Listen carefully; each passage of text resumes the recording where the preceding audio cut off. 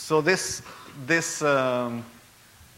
panel is about the role of innovation in global sustainability transformation. So it's picking up what we talked about this morning and try to discuss a bit more with this panel here. We have a panel of 4 people. We have Eva Bakkeslett, who is an artist, with an artist perspective on this. We have John Thackara, who is a writer and a lot more, but he has a design background. Anil Gupta, you know already, and John Thompson from IDS, Institute of Development Studies in the UK, and the STEP Center, who you've been also talking, right? You have been. Did you have a little a speed talk already? Speed talk. Did you have a speed talk? Right. Okay. So, but he is an expert on innovation and agricultural systems, and especially in developing countries. So, let's start. So, what I really want to do is to hear what you are thinking about, because we didn't get a chance to talk this morning and hear what you have been thinking about. We're going to do that now. So I'm going to let you come in with questions soon, but I just want to open up for the panel just to have a sort of a general statement from their perspective on the role of innovation in transformation, and how, for example, how you move new ideas from the fringe to the mainstream. So I think I'm just going to let you start, Eva. Yeah, well, as an artist and from an artist's perspective, I just think it's very, very important to learn to think and to see in new ways, and art is particularly good for that, because what I feel we need is to have another perspective. And because we've been so focused on this, on a particular way of thinking and doing things, and by twisting our sight or our attention a little bit to the side and just sort of catch that glimpse of something exciting happening in the corner of our eyes, then suddenly a whole new perspective turns up. And in that space, I think innovation is possible. But when you're focused, I mean, we all know it, this feeling of being stuck with a problem, and the more you think about it, the deeper and deeper you go, and there's no solution at sight. But just by having a good walk, a speedy walk over a cliff top, then suddenly the solution just comes there as an eureka moment. And I think we really need to prepare the ground for those kind of moments, or for that perspective to take place. All right. John? I think that my starting point is that not all innovation, in my judgment, is a good thing. We have this slight tendency to fetishize innovation as if it was obviously the thing we should all do. To give you an example, last week I was at a travel industry event with 300 finger-snapping peer-to-peer travel agent innovators who are absolutely mesmerized by the fact that they're transforming the travel industry, the biggest industry in the world, by peer-to-peer platforms of one kind or another, everything from Airbnb, now the biggest hotel in the world by some definitions, down to campinmygarden.com, etc., etc. Tremendous excitement, and it's the kind of the startup culture of California coming to Europe, except that the language used by all these radical innovators is exactly the same language as the industry that they are criticizing or trying to undermine, the language of destinations, of products, of locals. In other words, there's no change in the relationship between the kind of the business activity and a destination. And so my starting point is that a destination in the language of an innovator is a home to a person or a living system. And so that model of innovation just remains, reifies the other. The other is something different, and we are not connected to it.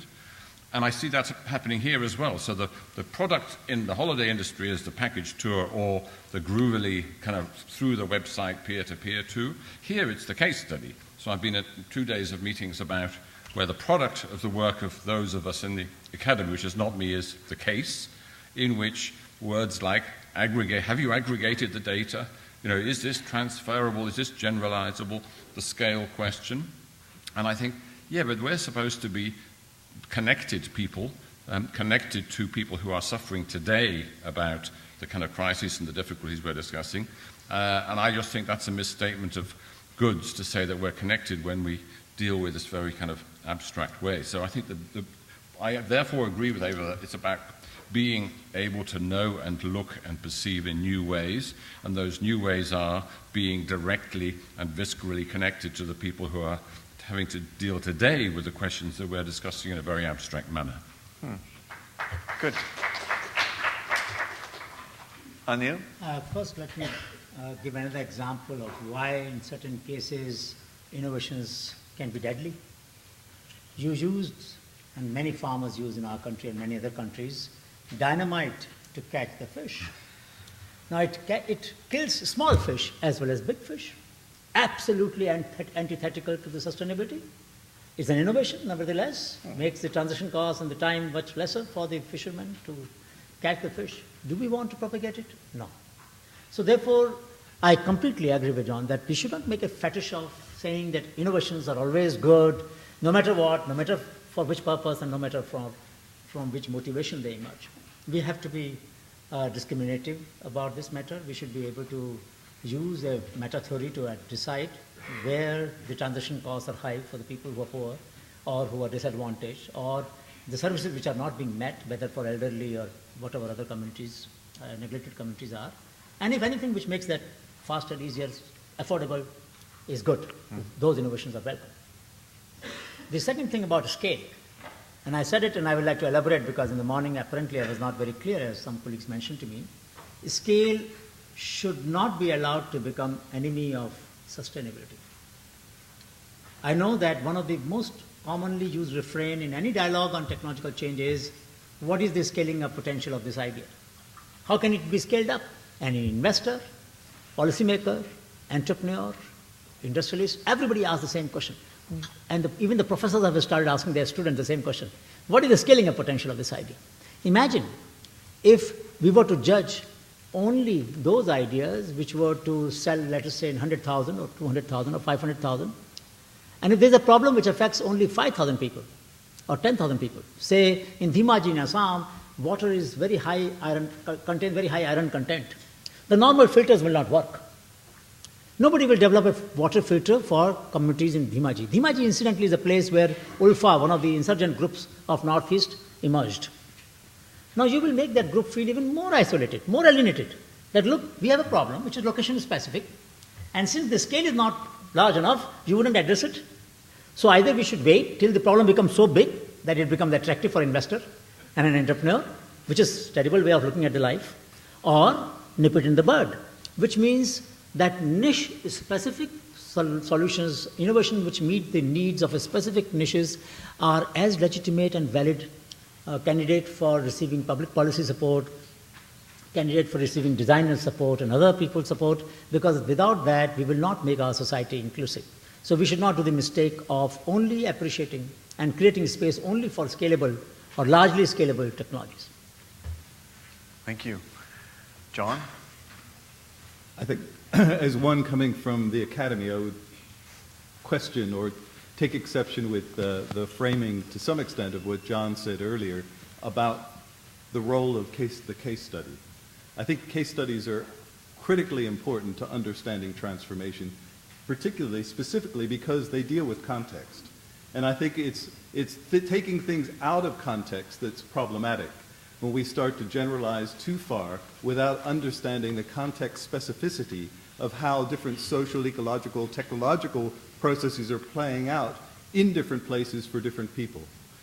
What we have to do from the research side then is to draw out those lessons that are unique to that place and those people, but also to compare and contrast across a set of different contexts to see what sort of patterns start to emerge and what we can learn from those things. That's the role that I try to play, my colleagues in the STEP Center try to play, is to do that comparative research that does tease out some of the understanding about those processes and how they are changing and what are some of the drivers behind that, who's benefiting and who's losing as a result of these changes that are occurring. Good. Do you want to comment on that, John? I didn't, yeah, I think I agree with all the words that you just said. I was reacting to the words that other people said in other places. I mean, particularly somebody said, have you aggregated the data from context X so that, and it's what you were saying, Anil, about the notion of scale and replicability is at the heart of the startup culture. The whole concept of startup is you have an idea of something that could multiply itself like a virus, and you kind of buy in at X and you sell at 10X, and the whole of the kind of enterprise culture is based on that thing, which I think is the enemy of context. And if so far as the context is at the heart of what we mean by sustainability, that is to say the place and the people, all the living systems there, then that's the dilemma that we have to find our way through. Anybody want to comment? Otherwise, I'll take a couple of questions. Yeah? Because I'm really curious what you have been thinking about. So we have microphones here, so if you have, raise your hand if you have a question. I see that one there, yeah. Hello, thank you for your presentation. I've studied innovation in a number of companies, and one of the things one learns in innovation is it's not just based on knowledge relationships, but power relationships. Innovators can be blocked by those who have power and resources. So how can we couple the design process and these ideas with resources? And then just attached to that, how do we get resources that don't have strings attached? Because some people are very critical of what they call the nonprofit industrial complex. There's a book called The Revolution Will Not Be Funded, published by South End Press. So how do we deal with that problem? Because it can begin to pollute our language. You know, we talked earlier today about greenwashing. Who wants to take that? I would say that, yes, power is extremely important, but power of inertia is even more important. We can argue, we can make the resources a culprit and say that, look, since I don't have all the resources that are required, I can't replicate, I can't scale up, I can't try this idea even in 5 more locations or 5 more contexts. On the other hand, the challenge will then be to innovate even in the delivery system, innovate in the service model, and then find out whether we can do that. I mean, there was a person who was physically challenged, went to Jaipur. You know, you must have heard about Jaipur Foot, which is a frontier in terms of affordability, frugality, in terms of quality for physically challenged people. They provide artificial limbs. This person realized that it costed him 9,000 rupees, 3 visits, expenses for stay and travel, came back. His wife was also polio affected. He said, okay, let me open the limb. He opened the device, understood the material, design. He made a device in 1/3 of the price. And with single visit, 1/3 of the time, 1/3 of the price. Now, how does he go forward? So he didn't have resources. Went to the administration. Administration said, okay, we don't have resources. Let's find out whether somebody can join hand and sponsor it. And let us find out who has a physically challenged person among the people who are well off, who might be having interest in this. And slowly resources came about, and 8,000 people got the benefit. Now, if supposing we had made a condition that since I don't have resources earmarked for this activity, there's no legitimacy for it, I have no authorization to help this idea would never have gone forward. This person, the collector or the administrator, went beyond the call of his duty and made that social network possible, which helped in taking this idea forward. So I think we must recognize this is the age of social network, horizontal networks, and we have to discover that as a major resource. And that is never shortfall. There is never a deficit of network. We can always create that. It is in our hands. We can try and make, may not be very strong network, may not be very big network, but a small network all of us can try. And that network is the major resource which will make the ideas go forward. Yeah, John? I think there is a deficit. I think there's a deficit of understanding. So everybody in this room probably has read over the last 2 weeks about the biofuel crisis, in which kind of all over the world land is being taken from poor people into plant crops that can be burned to make fuel for rich people. And I was talking to somebody from Nicaragua at lunchtime. 10 million hectares a year of land is being grabbed in order for us to have cheap green energy. That is, so to speak, abstract, and we know about that. We read it on our computers and our laptops. But those 10 million hectares also contain people who are losing their livelihoods, and they'll be driven to cities into penury. They also contain biodiversity and living things that are now going to disappear. And I don't think we are connected emotionally and viscerally to that at all. Otherwise, we couldn't carry on having these very sort of very abstract discussions. We behave differently, I think, if we were actually connected to those situations. Yeah. How do we do that then when we live here? Eva, you want to? Well, that's a question of reconnecting, and it's it's a difficult one. How do we do that? How do we move from our minds to our bodies and open up inertia? It's I think there's lots of different ways. It's just a matter. I mean, we have to look at education system. I mean, that's disconnecting us right from the start. We have to go right from the bottom to start and change the systems. Anybody else want to comment that? No? Should we wait for the systems to change? I mean, what is my agency then? What is my autonomy? What is my degrees of freedom? Should I constrain my volition by inflating the size of the problem? Many times, intellectuals have used this, please don't get me wrong, but many intellectuals have used this device as a way of legitimizing their inertia. Because the problem is so big, and I'm just alone, and I can't do anything, maybe I shouldn't be doing anything. Now, is becomes ought. And there is a moral issue involved here. What I was describing was the problem, and now I say, that is why I should not be doing this. The normative legitimacy has come. Now I don't feel guilty about it. I'm very happy. No disturbance, no dissonance. I don't think it's a choice between doing nothing and doing something. I loved that 2 or 3 times in the last 2 days, the notion of standing still, the standing man. So Paul, I think, talked about it last night, being present to life. We heard it this morning, the notion of leadership as not, so to speak, doing something, but standing there waiting for opportunities to unfold. And then we see this whole incredible movement in Turkey of the standing person, started by a performance artist, by the way, in which standing in the present and being open to the kind of the support and the love of the people is the kind of action that people take, and rather than, so to speak, doing something. And I think that's what connecting to me, and I have no kind of special understanding of it, is being able to connect with things that are already here, rather than connecting to some kind of fantastic alternative reality which doesn't exist yet. Yeah. What I triggered by that question about innovation is also that a lot can happen. There's a lot of good ideas, but there are, these social entrepreneurs, for example, they have great ideas, and they have some maybe often a lot of them are killed right from the start, and they don't get anywhere. But some get somewhere. But then when they get somewhere, they can be bought up by bigger companies. Ben & Jerry's is an example of that. So it doesn't become disruptive. It just becomes, milled down by the system that it tries to change. And I feel like that's a huge dilemma. And I feel like maybe John, you can say something about that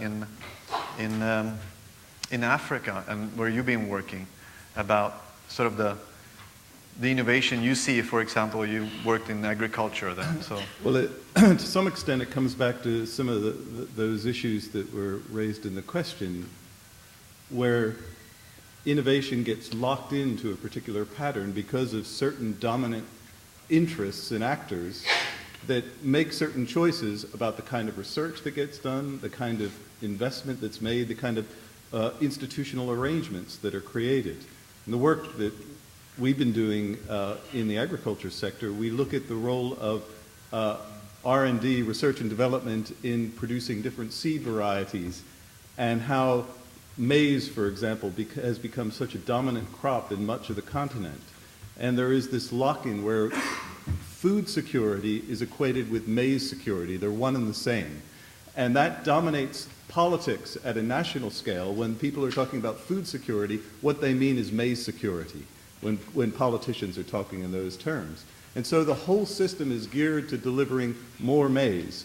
Now we have the international community, the international research community, the philanthropic community, the development community, providing support to produce new varieties of maize, so farmers in even more remote, complex, risk-prone environments are growing maize in areas where they should probably be growing other things.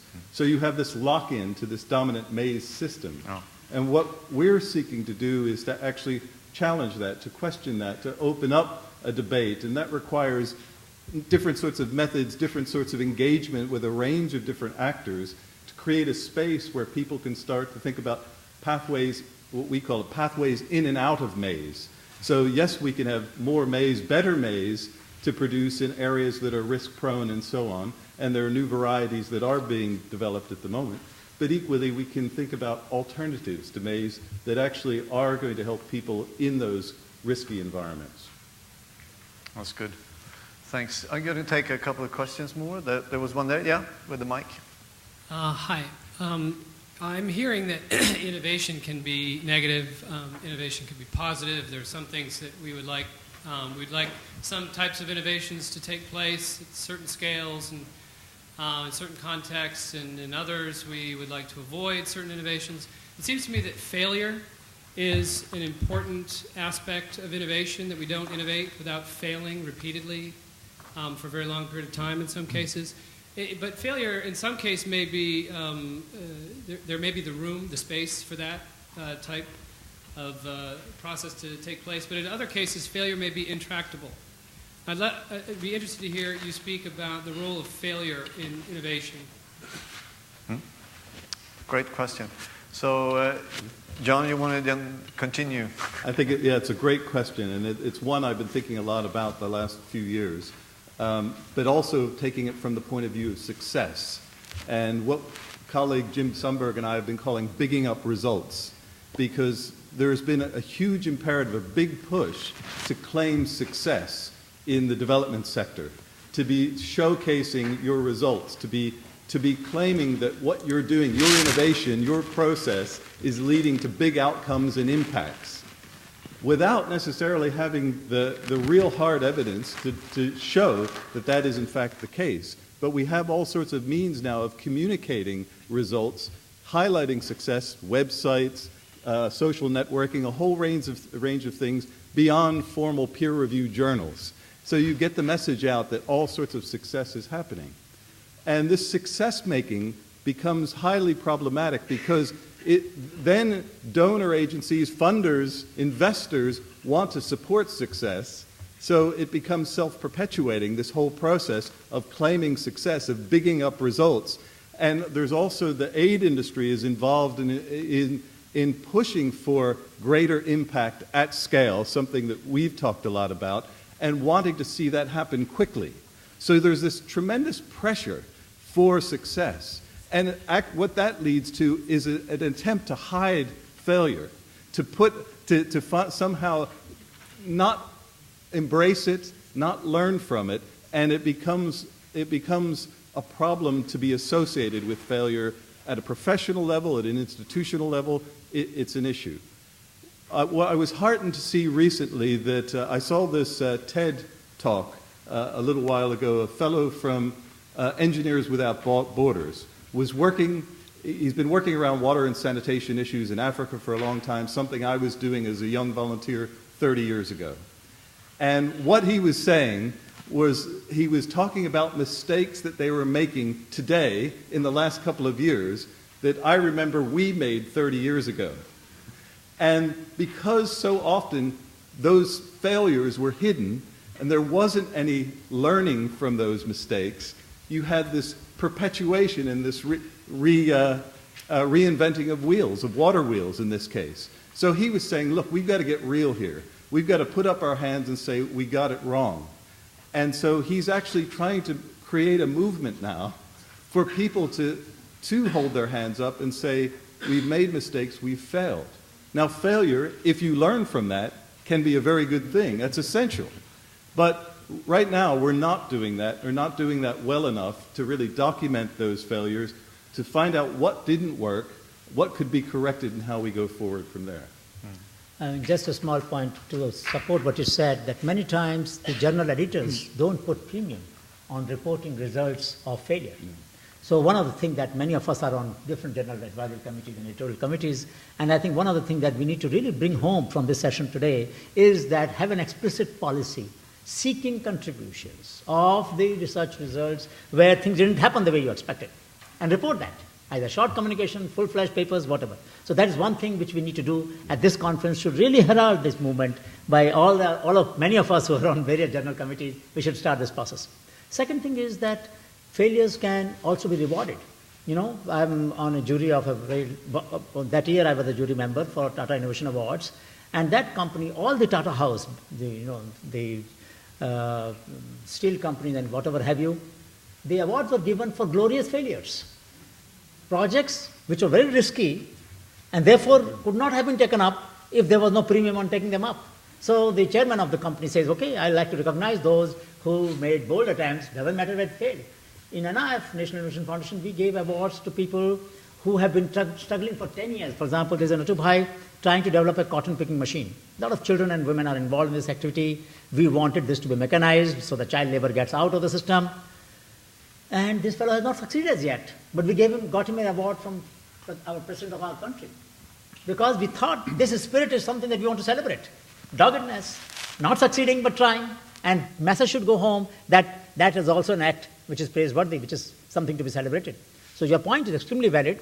We must make conscious effort to encourage risk-taking, which will lead to sometimes failure. It depends on who's going to pay the consequences of failure. So I think if you're a 25-year-old working for Kleiner Perkins and you want to bet $10 million on 10 startups and 9 of them fail, fine, that's a perfectly acceptable model, and if number 10 works, you make $1 billion and you're all happy. If you're a small farmer who's pushed off his land because some guy from Seattle has come along with a new model of agriculture which requires, a different system which doesn't require your presence and your livelihood, then it's not just about losing a bet in a market, it's about your livelihood, yes, the stewardship of that land, the community, the knowledge all that goes. So I think there are different sorts of failure. But what I've learned about sort of what the SRC people do is if you rely on death-life sort of decisions to learn lessons, I don't think that's, for me, a very humane or vital model of change. We need to find ways for these different people to keep talking without having kind of failed success as the only measure of interaction. So the notion of a constellation of big and small, formal, informal, scientific and indigenous, whatever these words are, the fashioning of those discussions, the governance structures, the ways that people feel safe enough to talk to very different people, that is the innovation that I think is the priority at the moment. So we're going to take, we have man in blue. Hi, Jill from Portugal. One of the things I've been noticing is that even all concepts depend on the worldview we have. And every time we are talking about innovations, for example, this failure and success, I mean, for example, I don't resonate. If I take it as a learning journey, it makes all sense. For me, for example, for me now, innovation, it comes with the word of integration. It's integrating within myself, just like John was doing. If I know that something is happening in Africa or just on my neighborhood, it's not just data. It's not a number of X people. It's a person. And if I'm connected, if I'm integrated within myself, it hurts. Then if it hurts, then it's a good thing. I'm human, and that leads to action. That as a scientist, change my question, try to have funds, becoming activist part-time or at night. And also at the different level, for example, at community, integration. We talked about integrating science, art, spirituality. It's all these things. We don't know. Probably or because we don't remember or because it was never done. As people, we don't know to behave as people, I mean, to really work in groups together. I'm really trying to do that in a very conscious way for the last 2 years. It's really hard. And I think this is the innovations, and it's not a failure. Some meetings go good, some meetings go really bad. And I feel I fail, but the next day, things really come. You really understand what we are tackling that probably nobody did before, or again, we just don't know how to do it today. And and then just to Should we start? Should we take it from here? I just like to finalize. All right, sure. For us to implement, I believe that we still have, in one of our meetings it came about that, well, some people, just like John also said, it's about survival. I don't think it's just on the developing world, whatever that word means, that it's about survival. Here as well. A CEO probably is making a choice of doing something because he knows that his job is on the line. And my salary gives probably for 2 or 3 months of be living. And I think we also need to abundance doesn't exist in our developed worlds as well. And I think we need to create that even amongst ourselves. Sometimes we compete for funding, we compete for articles. We need to bring about how can we really start collaborating. Thank you. I think that's it's just so important, and it just reminds me of what Frances was talking about early in the day when she was reminding us that culture actually comes from cultura, which means to prepare the ground for something to grow out of.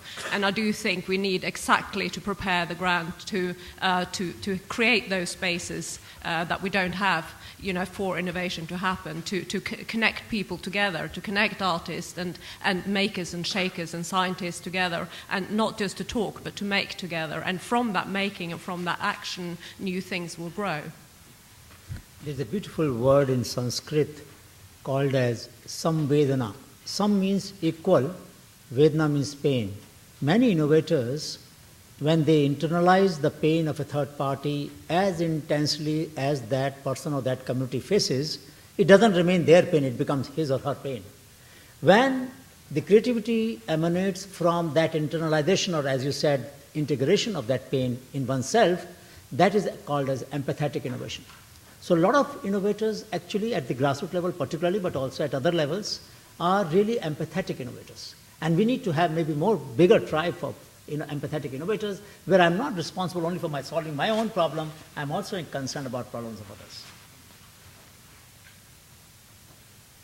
Mm-hmm. If you want to ask a question, please contact the people having the microphone, and it's better than to wave at me. So you have the mic now.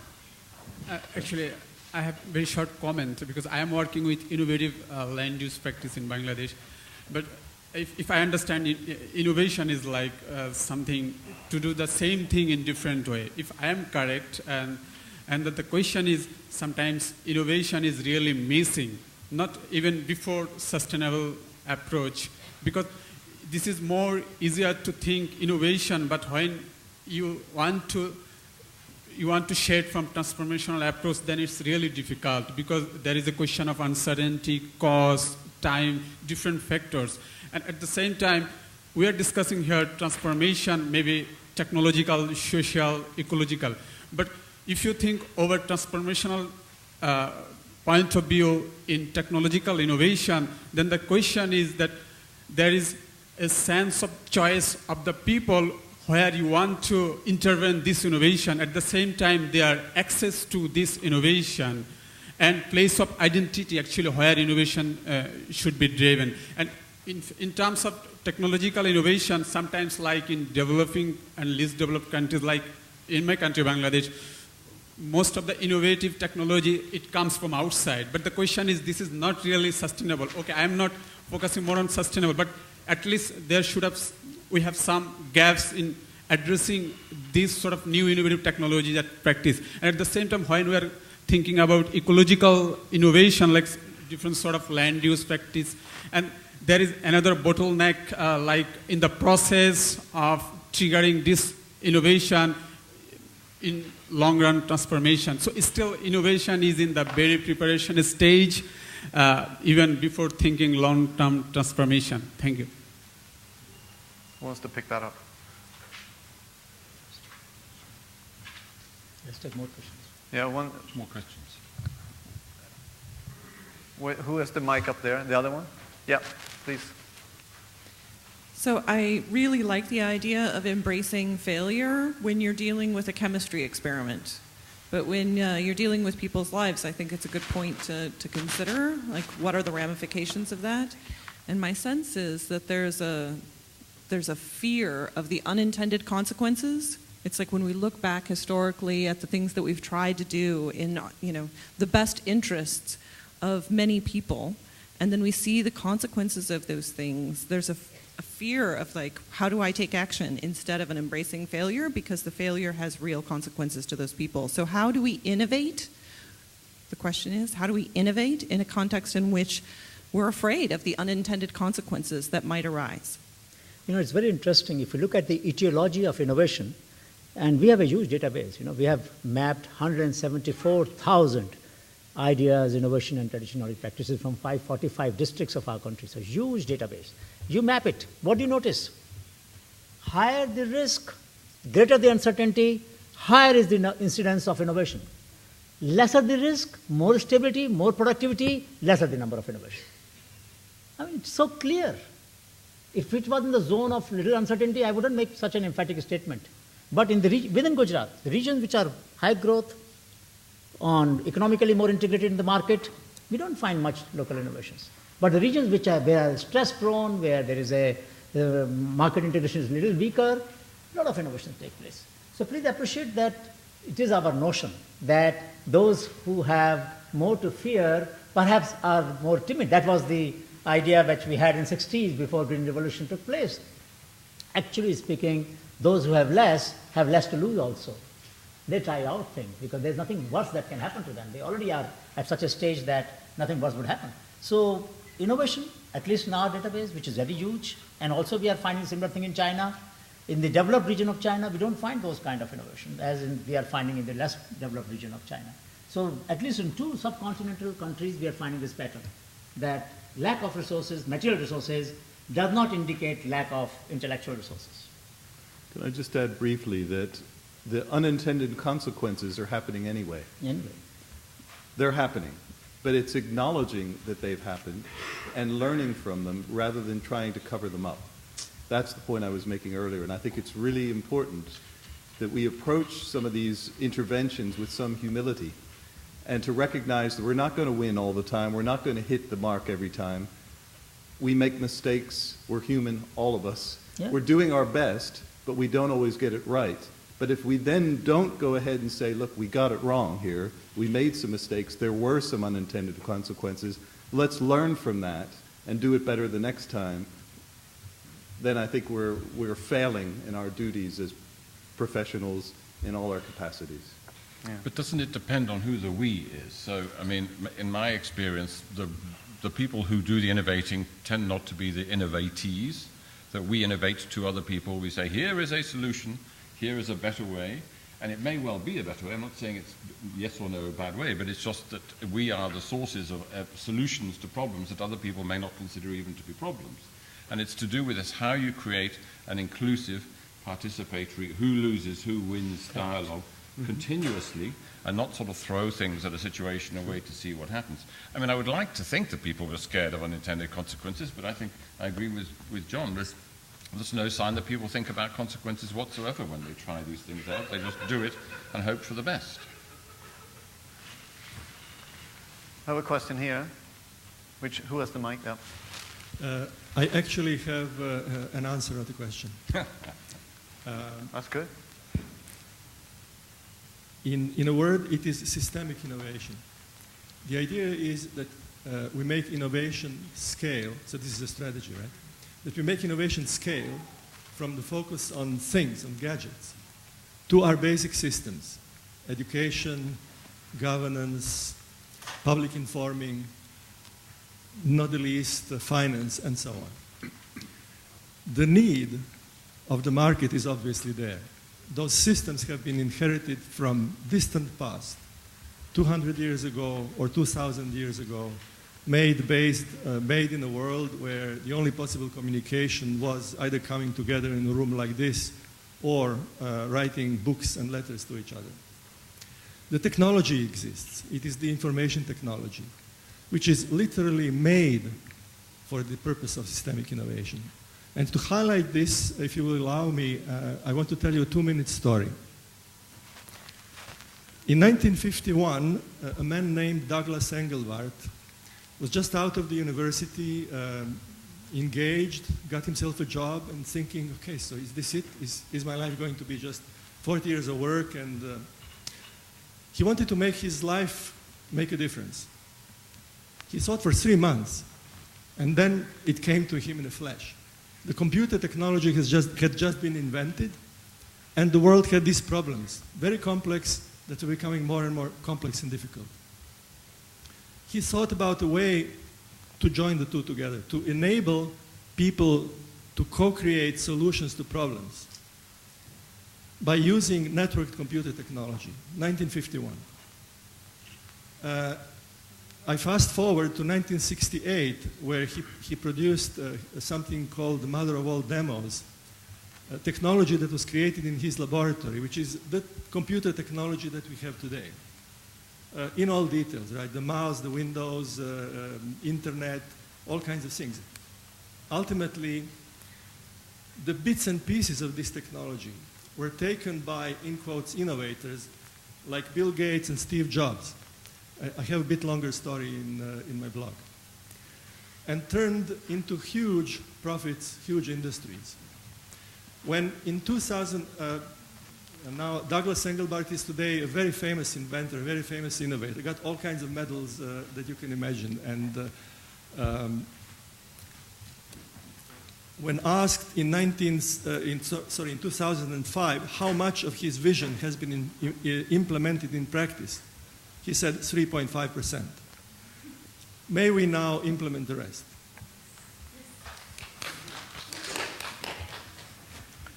Any comment on that? Otherwise, I'll take a... Yeah?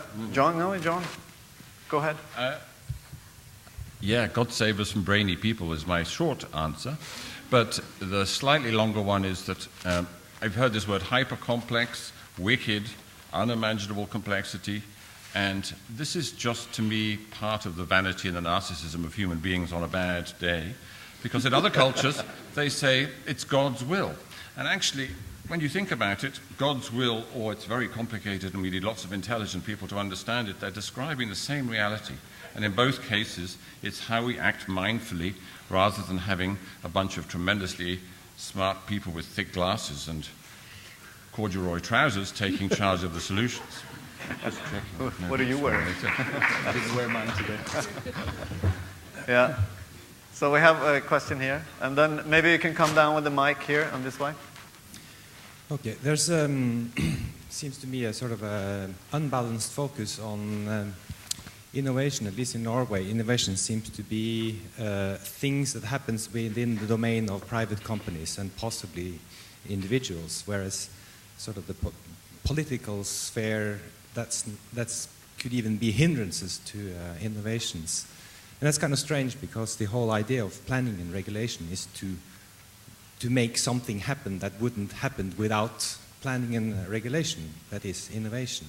Situation is even institutionalized in Norway, so you will have a government white paper on innovation that doesn't mention other things than what's happening within private business, and you would have research programs that basically only involves private business in innovation. So this is, we had one presentation today on policy innovation, which is the different perspective, and the perspective I think is missing a bit in the innovation debates. I don't know if this is something that also is happening outside of Norway. Is it? A lot of the innovation research is looking at social innovation, at policy innovation, at innovation beyond the private sector. It's also looking at the interface between the public and the private, the civic, the public and the private. And so, yes, there's quite a lot of work going on. For example, in the area I work in, looking at how public goods are created through the interaction of different sorts of public and private actors, and the role that the state plays in enabling that to happen. A colleague of mine, Mariana Mazzucato, recently has written a book on the entrepreneurial state. And she's been talking about how the state creates the conditions for innovation of the sort that you're describing and what's needed to make that happen. But often, and she's using cases to show that many of those private sector success stories, to use that expression I used earlier, were fundamentally shaped by the support of the state. And so there are a whole set of ways that innovation can happen. And certainly what you described in the Norwegian context is only a very thin slice of a whole array of different sorts of innovation processes. Yeah, it's extremely true what you're saying, John, that in our country, for instance, I'll give you one small example where public innovations are reducing transaction costs for young people who are finding that their chances of going up in life were getting constricted because of the rules and regulations that the state had. So recently, Government of India decided that when 200,000 people apply for a position, they have to submit attested certificates of their school, college, and whatever. That used to require them going to the gazetted officers, get their access to them, get them signed. Huge transaction cost, a lot of money was wasted, and so on. Only 200 people will be selected out of 200,000. What they have said is self-attestation will suffice henceforth. Just 2 weeks ago, this rule has come about. Only those who are selected have to produce their original certificates. Makes sense. For such a long time, this country made young people suffer for getting their certificates attested. Then comes the realization, look, this is not necessary. We only need to certify those who are actually in the system. Why are we asking everybody to get it attested? So therefore, public innovations have a great role to play. Only last week we had 72 departments of Government of India sitting together, their representatives, as to how do we speed up innovation in public systems. So this is a very important concern all over the world, but certainly in our country, where people are asking that, look, innovations must take place in companies. In fact, they take place less in companies, unfortunately. But government should make innovations even more rapidly because it affects lives of the people, right here and now. I'm going to start rounding off. We're going to take one more question, and then we're going to round off. So Deb can have Deb's going to talk, and then we'll have some time to prepare ourselves before the boat ride and the dinner tonight. So you've been waving so beautifully, so you get the last question. Well, I hope it is not the ultimate last. Your reference to beauty.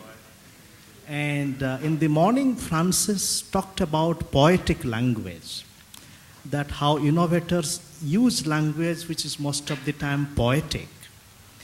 That brings us to connect the current discourse of innovation to social creativity, which has been talked about, but it needs much more attention. Social creativity and self-creativity. It is in that context, what is the implication of cultivating a poetic language? Is to understand the limits of, for example, contemporary logic. And I have one or two specific questions to Professor Gupta. Thank you so much. Now, you mentioned the problem of the bending women in the agricultural field. And that is also paralleled by the kind of feet on which these bending women are. Now, they do not have shoes, and they work in different terrains. Now, what is the readiness to make an innovation of shoe? So it would be enriching to know what kind of transformations are happening in contemporary science community to move towards this. Another specific question, you partly referred to the problem of microfinance. And you talked about the microfinance venture capital. But what about some of the foundational problems of microfinance and self-help group as a unit of collective organization? They are reproducing the same logic of cost and benefit. Do you see any innovations, for example, in terms of social creativity? Can these spaces be linked to, for example, climate change education, including transformative education? Yeah, first of all, I must mention one good point that you raised about poetic language, that metaphors have very low entropy, if you come to think of it. And therefore, most cultures which are rooted on the ground have highly metaphorical language. Most innovators, when they begin to make a mental model, as we have discovered in our research, when they begin to make mental models of what they want to do, they don't make a sketch on a paper. They use a metaphor in which they encompass the form, feature, and function. And as it unfolds, the things fall in place. So can you imagine complicated machines are designed by mechanics without a drawing, without any drawing at all, and everything falls into place, all here. So therefore, this idea of metaphor is very powerful, and it has been an ability and innate among a lot of people who are grounded everywhere, anywhere in the world, not just in India, anywhere in the world.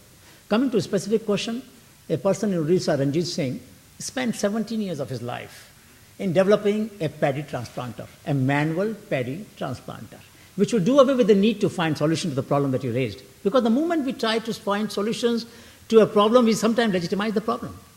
We must be very careful that we do not legitimize those problems, such as finding shoes for the women, as against that, making them walk straight, using a machine which will help that productivity go up. So we must think of solutions which will be more dignified, more self-respecting, and arrange create institutional environment, institutional conditions which provide risk capital to them, either as a group of workers, or as individual level. But I must admit that in this conference so far, I have not heard as much about cooperatives as about individual entrepreneurship, social entrepreneurship. But I did not hear about cooperative as a model of institution. Although we all know that cooperatives have played a very important role in Sweden, in many other countries for consumer cooperatives, and many malls are actually run by the cooperatives. They are the ones who are creating fair trade opportunities. Many of the cooperatives are doing that.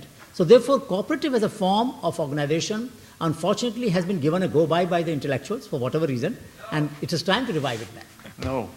No, we said. Well, he may say so. I don't care about it. The fact is that we... Pardon? Oh, I'm sorry about that, but I'm happy that you talked about that. What is more important is that you talked about, which is what we should appreciate. Thank you so much. All right. So I want to thank the panel, but I also want to thank you for your questions. Sorry that everybody couldn't post their question, but I'm really happy for the ones you posted. So thank you very much, and thanks to the panel.